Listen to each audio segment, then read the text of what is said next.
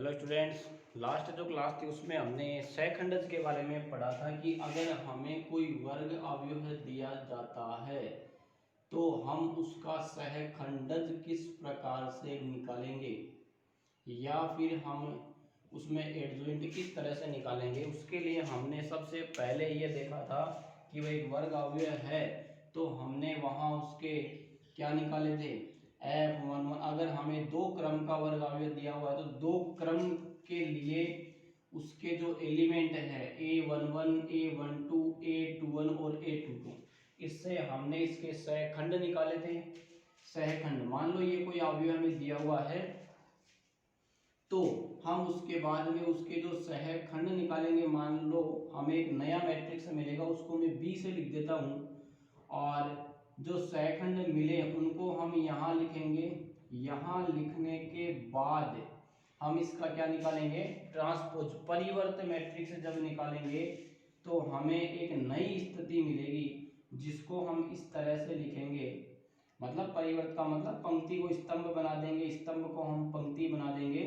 तो यहाँ ये हमें नया मैट्रिक्स मिला, ये इस अवयव का क्या कहलाएगा, सहखंडज कहलाएगा। इसको हम एडजॉइंट से बताएंगे। इसी तरह ये तो था दो क्रम का, और दो क्रम का मान लो एक छोटा सा उदाहरण कि किस तरह से, मान लो ये दो क्रम का हमें कोई अवयव दिया है और कहा कि यहाँ आप इसका सहखंडज ज्ञात करके बताइए। तो इसमें हम सहखंडज इसका किस तरह से निकालेंगे। सबसे पहला काम मैंने आपको एक शॉर्ट ट्रिक भी बताई थी कि इसमें हम क्या करेंगे, F11, F12, F21, F22 का मान अलग अलग निकालो तो भी निकाल सकते हैं, और आप यहाँ इसको इस तरह से लिखो, मतलब इसके तो क्रम बदल दो। जो अग्र विकर्ण है उसको तो हम लिख देंगे 4 और एक जो पश्च विकर्ण हमें दिया हुआ है उसके हम चिन्ह चेंज कर देंगे। तो हमें जो मिलेगा वो ए का क्या मिलेगा, सहखंडज या फिर एडजॉइंट ऑफ ए कहेंगे हम इसको। ये तो था दो क्रम का, और आज हम बात कर रहे हैं तीन क्रम का सहखंडज किस तरह से निकाला जाता है। मैंने आपको लिखकर बताया भी था। अब हम आगे इसकी चर्चा कर रहे हैं। मान लो कोई एग्जांपल ले लेते हैं कि हमें कोई वर्ग अवयव दिया हुआ है a और ये लिखा हुआ है, मान लो इस तरह से कोई हमें अवयव दे दिया और कहा कि आप इसका सहखंडज ज्ञात करके बताइए, इसका एडजॉइंट ज्ञात करके बताइए कि एडजॉइंट ऑफ ए क्या होगा। तो सबसे पहले हम क्या करेंगे, इसमें F11, F12, F13 इस प्रकार ये सभी हम इसके सहखंड निकालेंगे। तो यहाँ पहला जो अवयव होता है वो हमारे पास A11 होता है, ये A12 होता है। तो इसका सहखंड क्या होगा, आप इस प्रकार से लिखेंगे A11 का सहखंड, या फिर आप इसको F11 भी लिख सकते हैं। चिन्ह आपको पता होना चाहिए, नहीं तो आप फिर यहाँ -1 की पावर 1 + 1 इस प्रकार से, नहीं तो आप इसके सीधे चिन्ह अगर याद रखो तो यहाँ हमने क्या देखा था, plus minus plus, minus plus minus, और यहाँ क्या था हमारे पास प्लस माइनस और प्लस। ये चिन्ह आप याद रखो तो सीधा इनको काम में भी ले सकते हैं। तो सबसे पहले F11 किस तरह से हम बताएंगे, इसमें ये हमने लिखा, इसके बाद हम इस अवयव का सहखंड निकालने जा रहे हैं। तो इस स्तंभ को हटाएंगे, इस पंक्ति को हटाएंगे, जो उप सारणिक बचा अपने पास इसको हम यहाँ लिखेंगे। ये लिखा हमने -1 और ये 1, इसको हम अगर आगे लिखें तो ये तो प्लस रहा, और इसको अगर हम हल करके लिखें तो ये तो रहा हमारे पास -4, और इनको जब आगे हल करेंगे तो ये रहा कितना, -6। कितना हुआ हमारे पास, -10, -10 हुआ F11। इसी तरह से हम आगे क्या लिखेंगे, A12 का सहखंड, और A12 के सहखंड के लिए यहाँ हम क्या लिखेंगे, आप सीधा F12 भी लिख सकते हैं। यहाँ हम लिखेंगे 1 + 2, या फिर आप सीधा इसमें माइनस का चिन्ह काम में भी ले सकते हैं। इसके लिए हम क्या करेंगे, स्तंभ को हटाएंगे, इस पंक्ति को हटाएंगे, तो हमारे पास ये उपसारणिक रहेगा जिसको कि मैं इस तरह से लिख देता हूँ 3, 1, 4 और 4। इसको अगर हम हल करें आगे, यहाँ से चिन्ह रहा हमारे पास माइनस, ये तो रहा कितना 12 और इसको हमने हल किया तो आया -4। आगे हम इसको लिख देंगे, कितना रहा -8। इसी तरह से A13 का यदि सहखंड निकालना हो तो हम इसको लिखेंगे F13 -1 की पावर 1 + 3 लिख देंगे। इस अवयव का हम सहखंड बता रहे हैं, इस स्तंभ को हटाएंगे, इस पंक्ति को हटाएंगे, जो हमारे पास उपसारणिक बचा इसको हम इस तरह से लिख देंगे। यहाँ चिन्ह हमारे पास प्लस ही रहेगा। इसको जब आगे हल करेंगे तो यहाँ तो आया हमारे पास 18 माइनस और माइनस क्या हुआ प्लस, इसको हम क्या लिखेंगे 4, इसको हमने लिखा 22। इसी प्रकार अब लिखेंगे A21 का सहखंड। A21 का सहखंड लिखने के लिए यहाँ हम लिखेंगे F21, यहाँ -1 2 + 1, और इसके बाद हम इसका सहखंड बता रहे हैं। इस पंक्ति को हटाएंगे, इस स्तंभ को हटाएंगे, तो हमारे पास क्या बचा 2 0 6 और 4। अब देखिए ये तो रहा हमारे पास माइनस का चिन्ह, आगे हम इसको लिखेंगे, कितना हुआ 8 - 0 बराबर कितना हुआ अपने पास -8। इसी प्रकार हम यहाँ लिखेंगे F22 का सहखंड। F22 का जब सहखंड लिखेंगे तो इसको क्या लिखेंगे हम F22 लिखेंगे, और यहाँ -1 2 + 2, और इसके लिए निकाल रहे हैं, इस स्तंभ को हटाएंगे, इस पंक्ति को हटाएंगे, जो हमारे पास उपसारणिक बचा हम उसको इसी तरह यहाँ लिख देंगे। यहाँ तो चिन्ह रहेगा प्लस का हमारे पास, ये हो जाएगा 0, और इसको हम कितना लिख देते हैं 4, यहाँ लिखा हमने 4।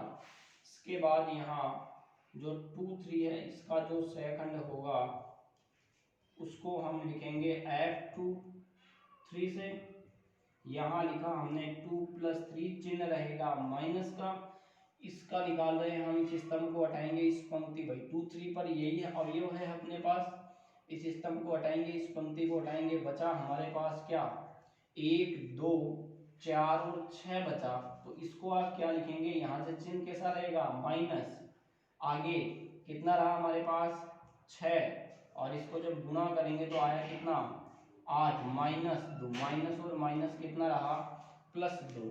ये तो हमने इन अवयवों के सहखंड निकाल लिए। अब इसके बाद हमारे पास रहेगा F31 भाई 2 3 तक तो हमने निकाल ही लिया, आगे वाला एलिमेंट बचा हमारे पास, सीधा ही लिख देता हूं मैं F31। तो F31 के लिए क्या कहेंगे, इसको हटाएंगे, इसको हटाएंगे, यहाँ लिखेंगे -3 + 1, और इन दोनों को जब हटाएंगे तो यहाँ जो उपसारणिक बचा अपने पास 2 0 -1 और 8, इसको आगे जब लिखेंगे तो यहाँ तो प्लस रहा, लेकिन ये कितना रहा 2, आगे आप लिखेंगे तो F32 वाला अवयव कौन सा रहा ये, इसको हम हटाएंगे, इसको हटाएंगे, जब इनको या फिर आप यहाँ लिख दो 3 + 2, ये रहा हमारे पास 3 + 2, इस पंक्ति को हटाया, इस स्तंभ को हटाया, तो एलिमेंट जो बचा अपने पास, जो उपसारणिक बचा उसके एलिमेंट हम यहाँ लिख देंगे। F32 था, इनको हमने जब हटाया तो यहाँ क्या बचा 3 और 1, चिन्ह कैसा रहा माइनस, इनको जब गुणा करेंगे तो रहा हमारे पास 1, ये कितना हो जाएगा 0। अंत में हमारे पास एक एलिमेंट और बचा, इसको क्या लिखेंगे F33, ये रहा F33, इसको हटाएंगे, इसको हटाएंगे, हम इस उपसारणिक को यहाँ लिख देंगे -1 की पावर हमने लिखा 3 + 3, तो यहाँ कितना उपसारणिक बचा हमारे पास 1 2 3 और -1, यहाँ से तो चिन्ह रहेगा प्लस अपने पास, और यहाँ रहा -1, और यहाँ कितना हुआ 6, इसको हम क्या लिख देंगे -1, तो ये था, और 6 हमारे पास ये रहा, यहाँ से चिन्ह हमारे पास प्लस ही है, इसको हम लिख देंगे -7। ये तो हमने इसके अलग अलग सहखंड निकाल कर बता दिए। अब हमें यहाँ इन सहखंडों को एक मैट्रिक्स, एक अवयव में लिखेंगे, उसके बाद उसका परिवर्त निकालेंगे, और जो आएगा वो इसका क्या कहलाएगा सहखंडज, एडजॉइंट कहलाएगा। तो हम यहाँ क्या लिखेंगे, एक नया मैट्रिक्स मिल रहा है, इसको हम इस तरह से लिख सकते हैं। पहला एलिमेंट आएगा हमारे पास F11 F12, एक बार मैं लिख देता हूँ F11 F12 F13, या फिर मैं सीधे ही इनके मान लिख रहा हूँ, समझ में आ जाएगा आपके। यहाँ हम लिख रहे हैं -10 F12, इसका मान कितना आया था हमारे पास -8, F13 इसका मान कितना रहा 22, F21 का मान कितना है -8। इस प्रकार से हम लिखेंगे। F22 कितना रहेगा 4, और इसके बाद F जो है हमारे पास 23, इसका मान आया 2, F31 का मान है अपने पास 2, ये -1, और यहाँ कितना लिखा हमने -7। ये हमें नया मैट्रिक्स मिला। अब जो नया मैट्रिक्स मिला हम इसका क्या निकालेंगे, परिवर्तन मैट्रिक्स, इसका ट्रांसपोज करेंगे तो ये स्थिति हमारे पास यहाँ आ जाएगी। तो यहाँ जो नया मैट्रिक्स मिलेगा उसको हम यहाँ लिखेंगे -10 -8, और ये जो 22 बचा अपने पास यहाँ लिखेंगे -8, ये लिखा हमने 4 और ये 2, इसको लिखेंगे 2 -1 और ये 7। ये जो कहलाएगा इसको हम कहेंगे एडजॉइंट ऑफ ए, मतलब जो ये ए हमारे पास वर्ग अवयव था इसका क्या कहलाया, ये सहखंडज। इस प्रकार से हम 3 क्रम के अवयव का सहखंडज निकालकर बताएंगे। ये काम में आएगा आगे जब हम प्रश्नों को सिद्ध करेंगे, या फिर हम किसी प्रश्न में इनवर्स का मान निकालेंगे।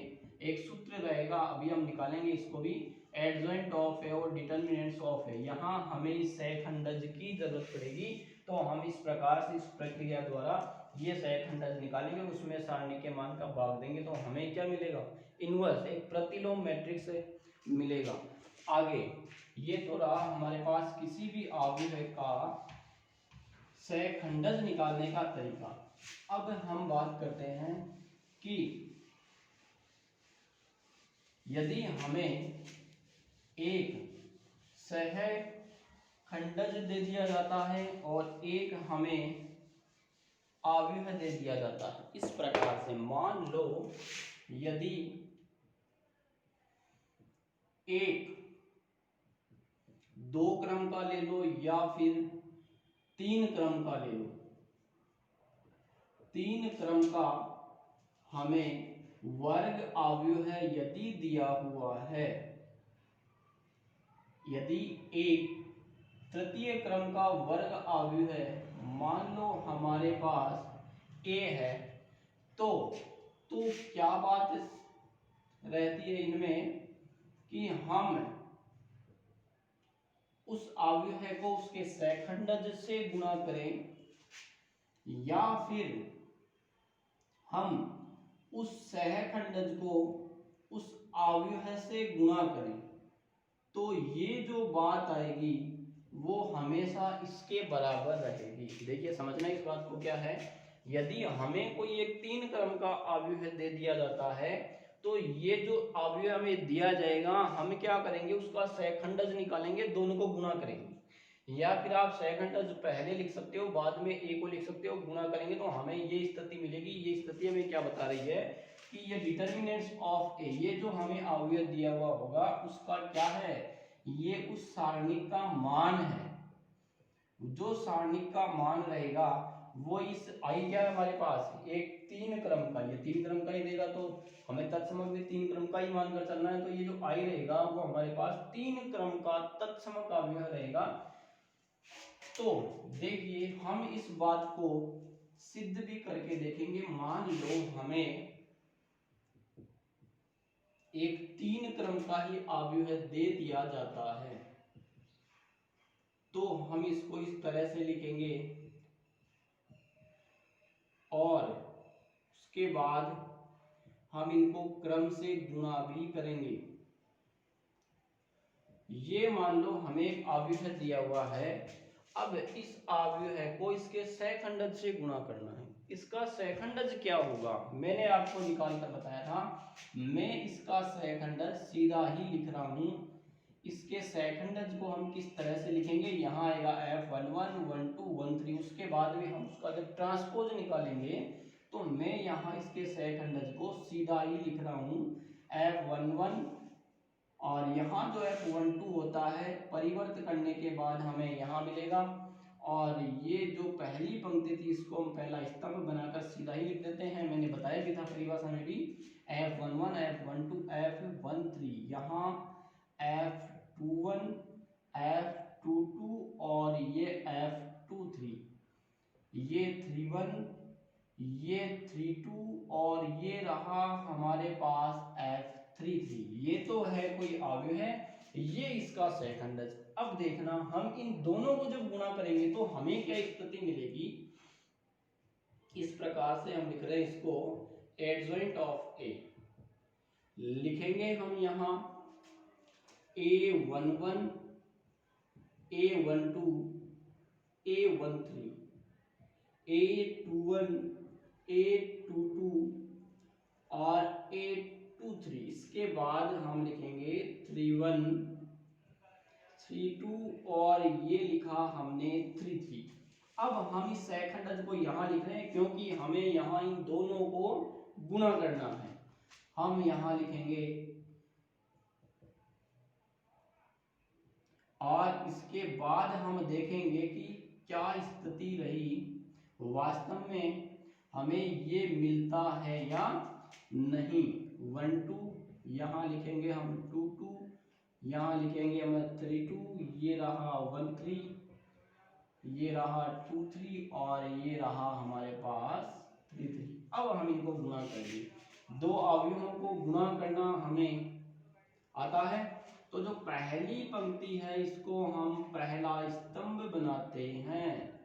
इसके बाद क्या करेंगे, इनको गुणा करके जब लिखेंगे तो देखो मैंने आपको सारणिक में एक बात बताई थी कि यदि एक सारणिक हमें दिया जाता है और उस सारणिक में मान लो ये अवयव उसके दिए गए हैं, और हम इन अवयवों को इनके सहखंडों से, मान लो ये अवयव हमारे पास A11 है तो इसका सहखंड भी हम कौन सा देखेंगे, F11 वाला। मान लो पहली पंक्ति के ही हम एलिमेंट ले रहे हैं 1 2, तो यहाँ हम कौन सा एलिमेंट लेंगे 1 2।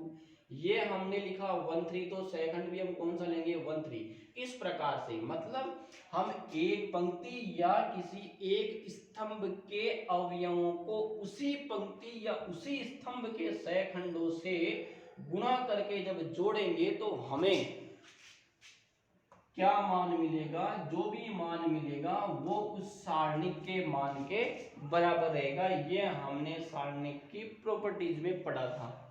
तो ये यहाँ यही बात आ रही है। तो ये तो हमारे पास एक अवयव दिया हुआ है, तो यहाँ इसको यदि सारणी का रूप देंगे तो ये क्या कहलाएगा, डिटरमिनेंट्स ऑफ है। तो यहाँ जब हम इनको गुणा कर रहे हैं, एक बार मैं यहाँ लिख देता हूँ कि A11 F11, आगे हम लिखेंगे A12 F12, इसके बाद लिखा हमने A13 और F13। और यदि हमने एक बात और पढ़ी थी कि यदि इन्हीं पंक्ति के अवयवों को अन्य पंक्ति या अन्य स्तंभ के, मान लो यहाँ F21 F22 और F23, हम अवयव तो ले रहे हैं पहली पंक्ति के और हम सहखंड ले रहे हैं दूसरी पंक्ति के। तो इस प्रकार से यदि इसका मान निकालेंगे तो क्या रहेगा, 0। हमने ये बात भी पढ़ी थी। तो यहाँ यही बात सामने आ रही है कि A11 F21 A12 F22, चाहे पंक्ति हो चाहे स्तंभ हो, तो हम इनको जब गुणा करेंगे तो हमें क्या मिलेगा, 0। ये बात हमारे मैट्रिक्स में एक प्रश्न था उसमें भी आई थी। और हम इससे भी गुणा करेंगे तो यहाँ पे क्या रहेगा, 0। अब इसके बाद हम जब दूसरी पंक्ति के अवयवों को यहाँ गुणा करेंगे तो ये 21 और ये 11 अलग अवयव हैं, तो यहाँ भी हमारे पास क्या रहा, 0। यहाँ ध्यान से देखना, हमारे पास ये बिल्कुल सेम बात आ गई कि A21 F21 A22 F22 और A23 और F23। तो यहाँ जो मान रहेगा वो हमारे पास ये रहेगा। मैं एक बार इसको यहाँ लिख देता हूँ, A21 F21, इसके बाद A22 और F22, इसके बाद ये एलिमेंट रहा A23 और हम इसको लिखेंगे F23 को, इसको बाद में लिख देंगे यहाँ। अब देखो हमने जब इससे गुणा किया तो 0, इसको हमने इससे गुणा किया तो ये, और इसको जब हम इससे गुणा करेंगे तो क्या रहेगा 0।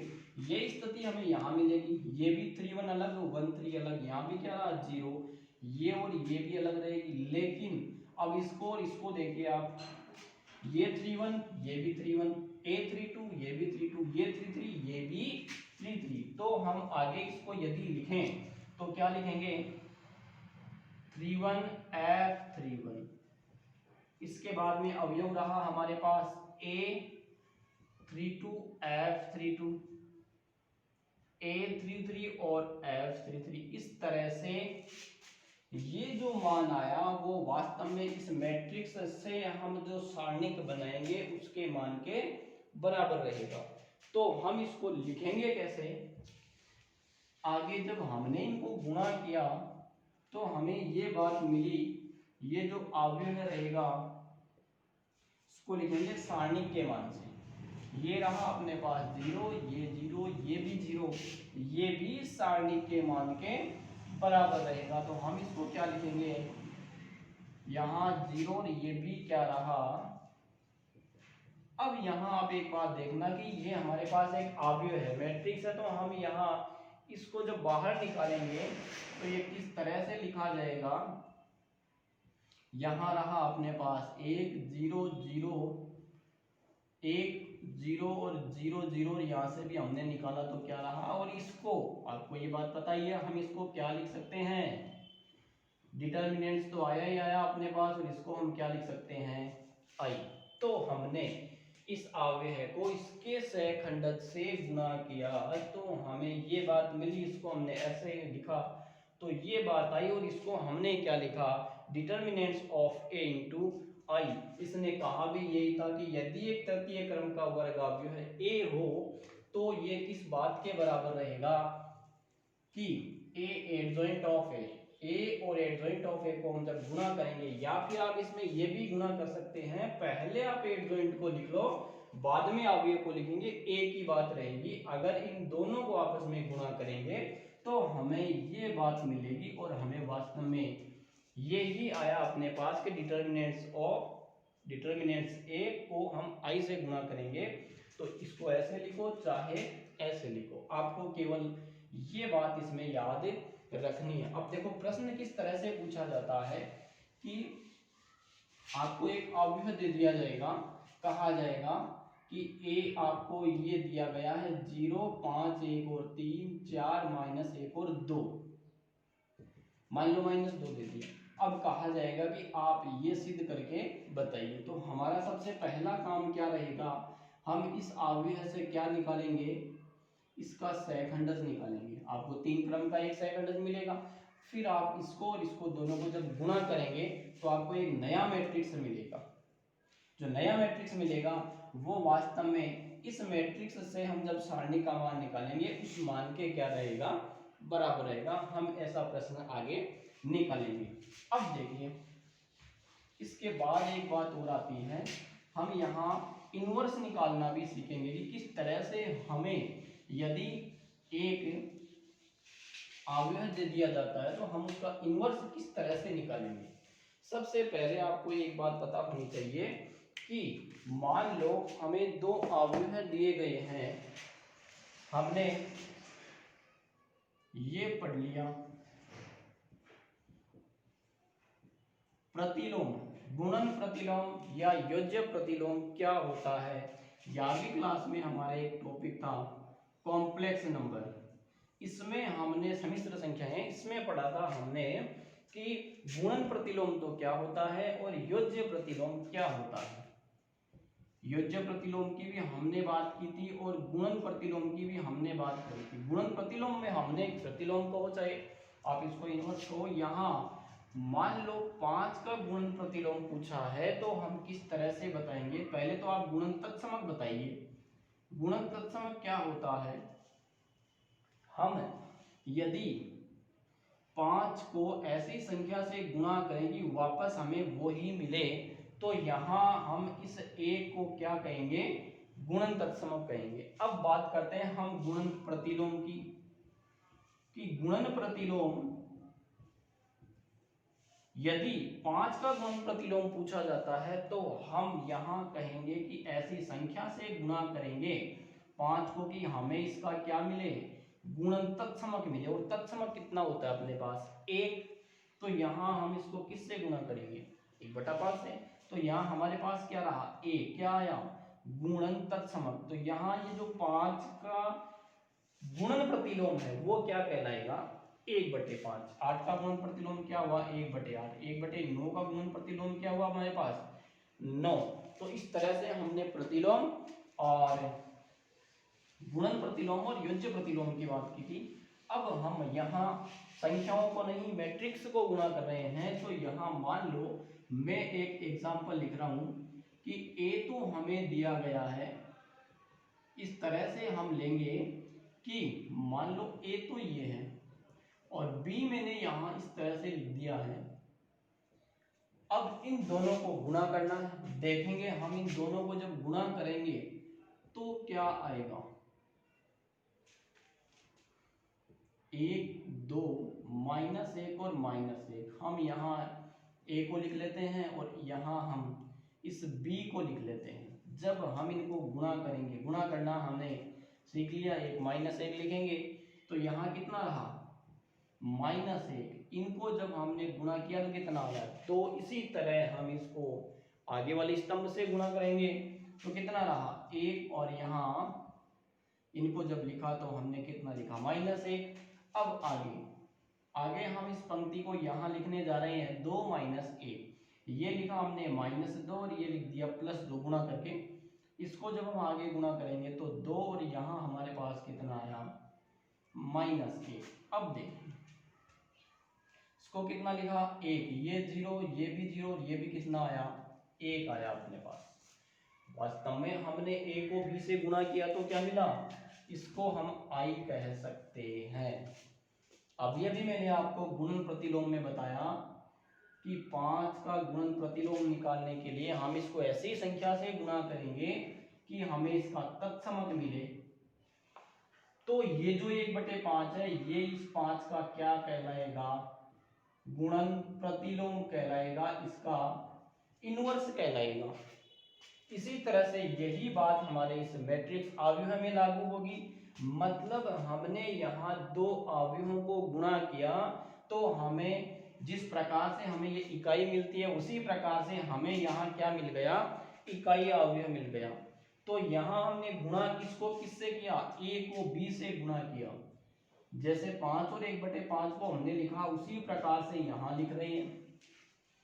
1/5 को हमने 5 का गुणन प्रतिलोम कहा था, या फिर आप इसको इसका गुणन प्रतिलोम कह सकते हैं। तो यहाँ हम क्या कहेंगे? a को b को गुणा किया तो हमें वास्तव में क्या मिल गया? इसका इकाई अवयव मिल गया। तो यहाँ हम कहेंगे कि a b का प्रतिलोम है, a b का प्रतिलोम कहलाएगा, या फिर आप ऐसे भी कह सकते हो b a का प्रतिलोम कहलाएगा। समझ में आ रही है बात? हम यहाँ इसको इस तरह से भी लिख सकते हैं कि b बराबर क्या रहा हमारे पास? a इनवर्स रहा।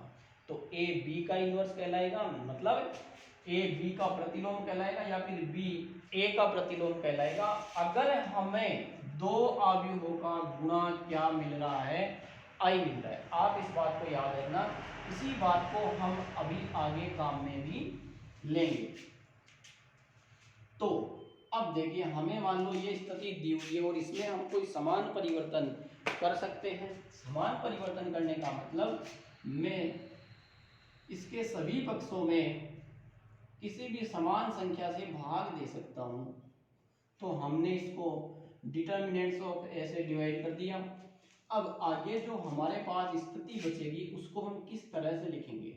मैंने लिखा a adjoint of A upon यहाँ लिखा हमने डिटर्मिनेंट्स ऑफ ए। वास्तव में यही बात हमारे पास यहाँ आ रही है, तो हम इसको लिख देते हैं ए, और यहाँ हमें केवल क्या मिला, आई मिला। ये तो रहा एडजॉइंट ऑफ ए, और ये है, ये तो अव्यय है कोई, और ये हमारे पास कोई संख्या है, तो इसमें इसका भाग देंगे तो हमें वापस एक कोई अव्यय मिलेगा या मैट्रिक्स मिलेगा। तो वास्तव में ये कोई ना कोई हमारे पास मैट्रिक्स आएगा, तो हम इसको नाम दे देते हैं क्या, बी। यही बात हमारे यहाँ लागू हो रही है, तो इसको भी हम कोई नाम दे देते हैं बी। ये हमारे पास ए दिया हुआ है, जब हम ए को बी से या बी को ए से गुणा करेंगे तो यहाँ हमें मिल क्या रहा है, आई, इकाई अव्यय मिल रहा है। तो हम यही बात हमें यहाँ दिखाई दे रही है, तो हम यहाँ क्या कहेंगे, या तो ए बी का इन्वर्स है या बी ए का इन्वर्स है, या तो बी ए का प्रतिलोम है या ए बी का प्रतिलोम है। तो यहाँ वास्तव में जो बी आया वो किसके बराबर आया, adjoint of A upon determinants of A. और मैंने यहाँ इस बी को क्या लिखा था, ए इनवर्स लिखा था। तो यहाँ इस बी को हम ए इनवर्स भी लिख सकते हैं, इसको ए इनवर्स भी हम लिख सकते हैं। तो ए इनवर्स जब लिखेंगे तो हमें क्या मिलेगा, adjoint of A upon determinants of A. आपको केवल ये बात याद रखनी है, हमें पूछा जाएगा कि आप इसमें इन्वर्स ज्ञात करके बताइए। मान लो कोई छोटा सा प्रश्न दे दिया और कह दिया कि आप इस अव्यय का व्युत्क्रम निकाल कर बताइए या इन्वर्स निकाल कर बताइए। तो हम क्या करेंगे, सबसे पहला काम हम यहाँ उसका डिटर्मिनेंट्स निकालेंगे, उस सारणी का मान निकालेंगे। आपको याद हो तो मैंने दो तरह के अव्यय और बताए थे,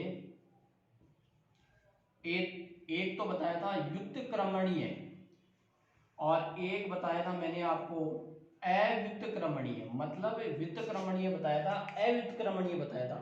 व्युत्क्रमणीय में तो हम उसका व्युत्क्रम निकाल सकते हैं, अव्युत्क्रमणीय में हम उसका व्युत्क्रम नहीं निकाल सकते। अव्युत्क्रमणीय की क्या विशेषता थी, हमें कोई अव्यय दिया हुआ है तो हम उसका डिटर्मिनेंट्स निकालेंगे तो वो हमें क्या मिलेगा, जीरो। अगर उस सारणिक का मान हमें जीरो मिल गया तो वो कैसा अव्यय कहलाएगा, अव्युत्क्रमणीय अव्यय। क्यों, क्योंकि हम इस सारणी का मान निकालेंगे, वो आया जीरो, और उस मान को जब हम यहाँ रखेंगे तो हम जीरो का इसमें भाग नहीं दे पाएंगे तो हम यहाँ इसमें इसका इन्वर्स कैसे निकाल पाएंगे। मतलब हम अव्युत्क्रमणीय जब मैट्रिक्स होगा तो हम उससे उसका इन्वर्स का मान नहीं निकाल पाएंगे, तभी तो हम इसको जीरो आते ही इसको कौन सा अवयव कहते हैं, अव्युत्क्रमणीय। बात आई व्युत्क्रमणीय की। सबसे पहला काम हमारे पास इन्वर्स निकालने से पहले काम क्या रहेगा कि हम उस सारणी का मान निकालें जो भी हमें मैट्रिक्स दिया हुआ है। मान लो यहाँ इस तरह से दिया हुआ होता 1 4 और यहाँ लिख दिया 2। अब हम सबसे पहले निकालते इस सारणी का मान, मतलब पहले हम इसको सारणी का रूप देते 1 2 2 और हमने 4 लिखा, इसके बाद हम इसका मान निकालते, वास्तव में ये तो क्या आ गया, जीरो। तो हम यहाँ इसका इन्वर्स नहीं निकालते, यहाँ कह देते कि यह एक अव्युत्क्रमणीय मैट्रिक्स है, अव्यय है, तो हम इसका इन्वर्स नहीं निकाल पाएंगे। इसके बाद मान लो यहाँ हमें 4 और दे दिया और कहा कि अब आप इसमें इसका इन्वर्स निकालो। तो देखो किस तरह से निकालेंगे, एक हम नया उदाहरण ले लेते हैं और इसकी सहायता से हम इन्वर्स निकालना सीखेंगे कि इन्वर्स किस तरह से निकाला जाता है। छोटा सा उदाहरण ले रहे हैं, मान लो हमें ये दिया हुआ है कि, और भी आप कोई संख्या ले सकते हैं इसमें, मान लो -2 हमने ले लिया। इसके बाद यहाँ सबसे पहला काम हमारा इसमें क्या पूछा है, ए इनवर्स ज्ञात करके बताइए। सबसे पहले हम क्या लिखेंगे, डिटर्मिनेंट्स निकालेंगे इसका। तो हम इसको जब गुणा करेंगे तो आया हमारे पास -8 और यहाँ हम जब इसको गुणा करेंगे तो कितना रहा -6। डिटर्मिनेंट्स ऑफ ए का मान आ गया हमारे पास -14। ये तो हमने निकाल लिया। इसके बाद हम क्या करेंगे, अब इन्वर्स निकालने के लिए हमें क्या पता होना चाहिए कि इन्वर्स किस तरह से निकाला जाता है। हम सबसे पहले उसमें उसका सहखंडज निकालेंगे, सहखंडज में हम इसका भाग देंगे। मतलब यह एक व्युत्क्रमणीय अवयव है, हम इससे इसका व्युत्क्रम निकाल सकते हैं। निकालने से पहले हम क्या ज्ञात करेंगे, सहखंडज किस तरह से निकालेंगे।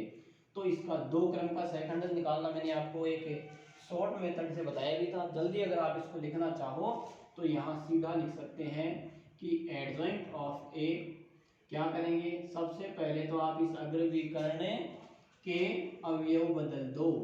4 लिखा हमने, -2 यहाँ लिखा। जो पश्च विकर्ण हमें दिया हुआ है इसके हम चिन्ह बदल कर लिख देंगे। यहाँ हमने इस तरह से लिख दिया। तो अब आगे एडजॉइंट तो हमें मिल चुका।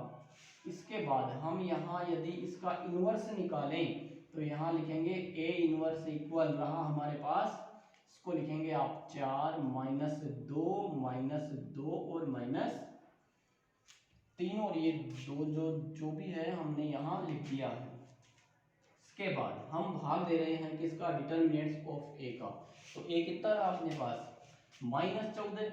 यहाँ लिख दो आप इस तरह से भाई -14, नहीं तो आप सीधा भी लिख सकते हैं कि यहाँ हमने लिख दिया -14। इसका भाग हमने ये ए इन्वर्स से ध्यान रखना, इसको हम ए इन्वर्स से बोल रहे हैं। अब इसको हम अंदर जब गुणा करेंगे तो आप इसको इस तरह से भी लिख सकते हैं। इसको जब हम अंदर लिखेंगे तो यहाँ लिखा हमने -2/7, यहाँ लिखा हमने प्लस हुआ ये तो, और ये हुआ 1/7, यहाँ हमने लिख दिया इसको 3/14, और इसको हम जब अंदर लिखेंगे तो वही आया हमारे पास 1/7। ये हमने इसका क्या निकाल कर बता दिया, इन्वर्स निकाल कर बता दिया। अगर यही प्रश्न अगर हमें 3 क्रम का दे दिया जाता है तो भी हमारे पास इन्वर्स निकालने का तरीका यही रहेगा। थोड़ा सा काम बढ़ जाएगा कि हम अब की बार जब इसका सहखंडज निकालेंगे तो हमें इसमें थोड़ी मेहनत करनी पड़ेगी। सहखंडज निकालने के बाद हम इसको यहाँ लिखेंगे और सारणी के मान का इसमें क्या देंगे, भाग देंगे। तो हम इसका क्या निकाल कर बताएंगे, इन्वर्स निकाल कर बताएंगे। मैंने आपको आज सहखंडज की सहायता से इसका इन्वर्स निकालना बताया। आप इससे संबंधित प्रश्न जो एक्सरसाइज में दिए हुए हैं वो निकालेंगे, और अब कल की क्लास में हम आगे बात करेंगे जो भी प्रॉब्लम रहेगी। आज के लिए इतना ही, धन्यवाद।